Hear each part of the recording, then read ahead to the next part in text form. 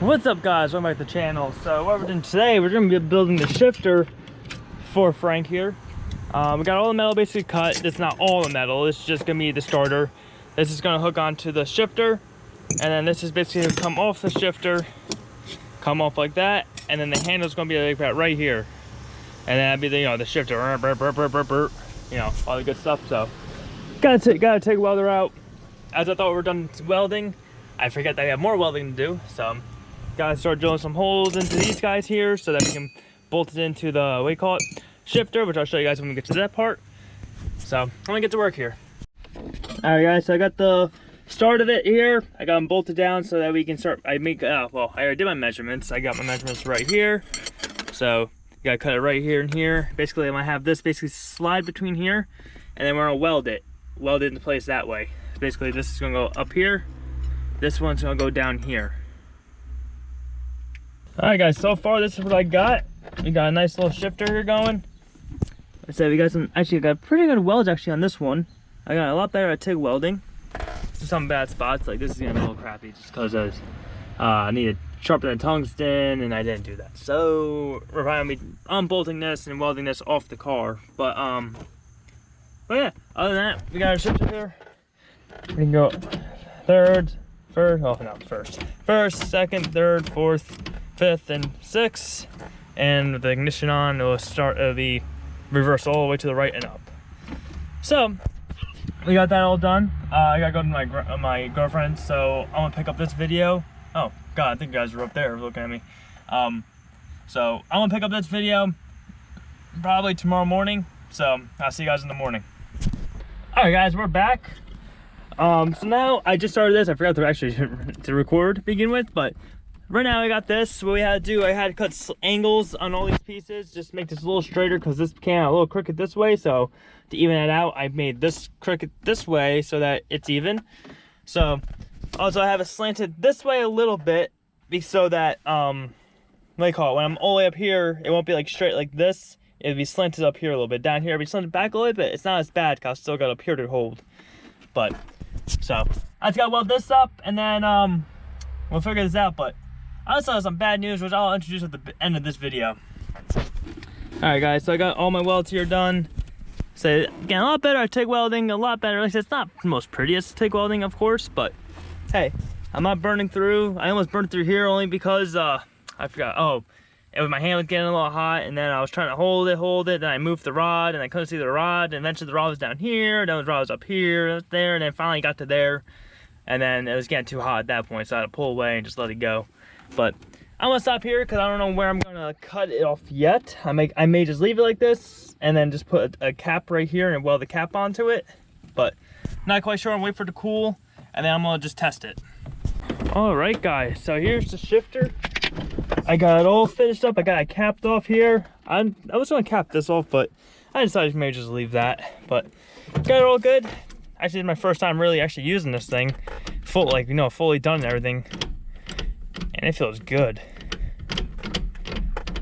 This thing feels actually pretty damn good. Like I thought it was maybe a little gonky, just because of the way this comes out so far. This comes out. This is 10 inches, so nice. Go. No, this is 10 inches out.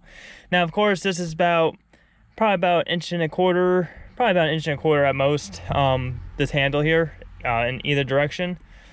Yeah, inch and a quarter. I'll say I think it's an inch long metal, but the welds and everything come out, so about an inch and a quarter. This feels pretty good, pretty solid in the hand. I'm gonna wrap this in leather and stuff or something, so that's a little, I'm not grabbing bare metal and having this all over my hand, so that little shiny stuff in my hand. So I'll probably do that. Probably gonna leave this bare. I'm not sure yet, but definitely gonna wrap this up. But yeah, this feels awesome.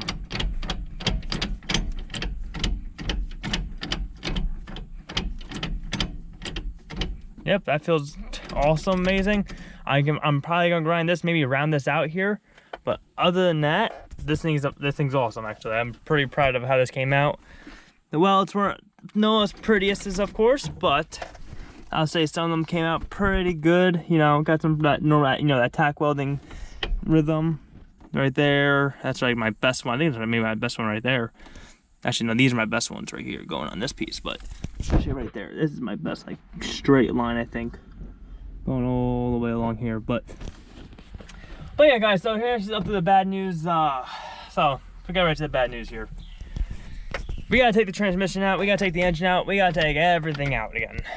And the reason for this is the clutch isn't lining up right. When I push the clutch in, it's not fully disengaging from the transmission. So what could have happened when I installed it? The bell housing was not the best. The bell housing was a little cheap. It was $200, I think it was $100 to $200 some dollars. Whatever it was, not working out. I just bought a QuickTime one, and I bought stuff to, you know, line it right and everything.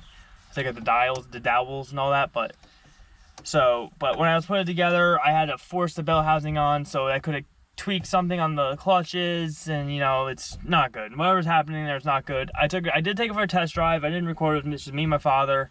It was more of like, whoop, no phones, no cameras on us, and I was just, I'm going.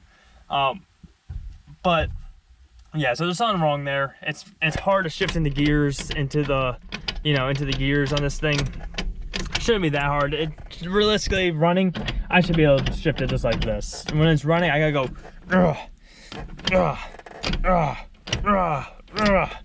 So, being with that, I'm gonna take everything back apart, do it right, make sure it's all good, and we're gonna make it out there. But good news now.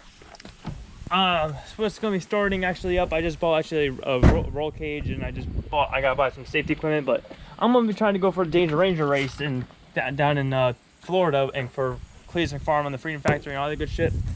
But we're gonna be going for that. I gotta go find a truck. Actually, I gotta find financials for the truck. I can put things on credit card, but to go buy a truck, I need to get a loan or one of my friends, hopefully, or something like that. I'm not sure, but